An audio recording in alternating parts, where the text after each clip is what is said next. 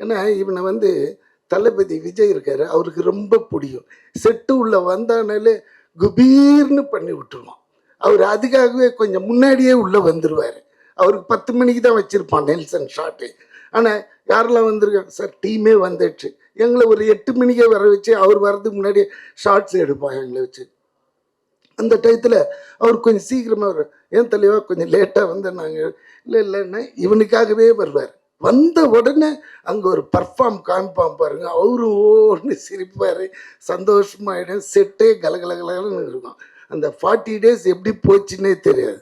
ஏன்னா அந்த படத்தை என்னால் மறக்கவே முடியாது. ஒரே ஒரு வார்த்தையால் இன்னைக்கு நான் வந்து ஹைதராபாத்தில் இருக்கிற டாப் ஹீரோஸுங்களோட படம் பண்ணிகிட்ருக்கேன். கிட்டத்தட்ட ஒரு 8-10 படம் நடக்குது. வெறும் அந்த எவ்வளோன்னும் இந்த டேலண்ட்டுக்கு ஒன்று டூ நம்பருங்க. அந்த தூக்கு அவ்வளோ ஆடியன்ஸ் இருக்கிறாங்க. அந்த இதுக்கு இந்த வார்த்தைக்கு தெலுங்கு எல்லாமே அப்படியே என்ன தலையில் தூக்கி வச்சு ஆடுறாங்க.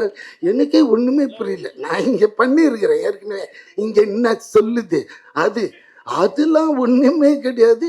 இவனை இப்படி சொன்னது